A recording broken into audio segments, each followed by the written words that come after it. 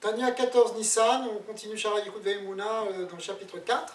Alors, on a introduit hier la notion du Tzimtzum, qui est la contraction de la lumière qui permet aux existants d'exister d'une manière qui semble indépendante. Ça semble qu'on ait un corps indépendant, qu'on ait une pensée indépendante, mais en fait, derrière ça, il y a la lumière de Dieu qui est voilée à nos yeux, mais qui est celle qui fait tout exister. Alors, quand on dit que la lumière, c'est ce qui est à la source de ce qui donne la vitalité, on va voir maintenant que ce qu'on appelle ce voile, il est appelé dans la Kabbalah le réceptacle. Hein. Les séphirotes, elles fonctionnent avec deux niveaux, un niveau de lumière et un niveau de réceptacle, or et keli. Alors le keli, le réceptacle, il est lui-même le fruit de ce tzimtzum.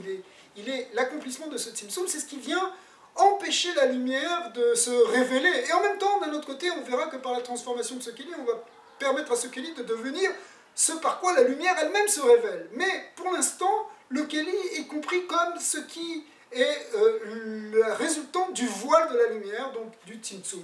Alors, originellement, cette force de Gvura, on a vu hier que c'est la force de Gvura qui permet le tzimtzum, la Gvura c'est la rigueur, c'est la force de limitation, de din. Eh bien, cette force de rigueur, elle est symbolisée dans l'alphabet hébraïque par ce qu'on appelle les 5 lettres sophites. Vous savez qu'il y a 22 lettres dans l'alphabet hébraïque, de Aleph à Tav, mais après ça, il y a encore 5 lettres qui sont 5 lettres qui existent déjà dans le premier groupe des 22 lettres, mais qui s'écrivent différemment lorsqu'elles se trouvent à la fin d'un mot. Hein, ce sont la lettre Mem, Nun, Tzadé, P et Kaf qui, en fin de mot, prennent une forme différente, ce qu'on appelle les mansapar, quand on les prononce de cette manière, et qui sont les 5 lettres sophites. Ces 5 lettres sophites représentent, d'après la Kabbalah, ce qu'on appelle les 5 forces de la Gvura.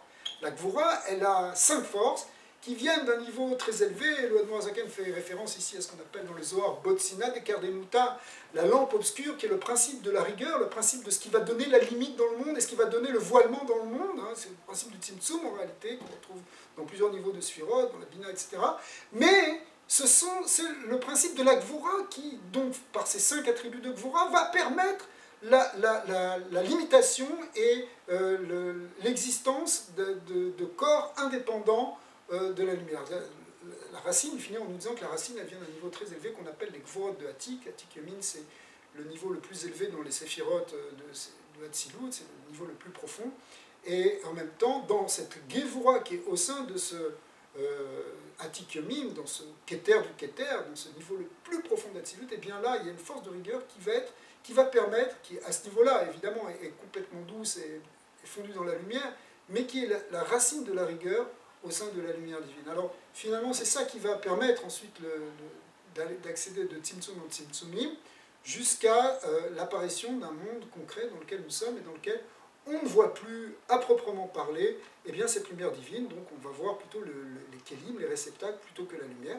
Et le but de ces kélim, eh bien, ce sera finalement de se purifier et de s'éclaircir, de devenir de plus en plus transparent pour laisser de plus en plus apparaître la lumière. C'est vers ça qu'on tend lorsqu'on fait des mitzvot pour transformer ces kélim, pour nous amener dans un monde qui sera absolument matériel, mais un monde qu'on appellera le Olam Haba, et dans lequel les kélim ne voileront plus à proprement parler la lumière telle qu'ils le font aujourd'hui.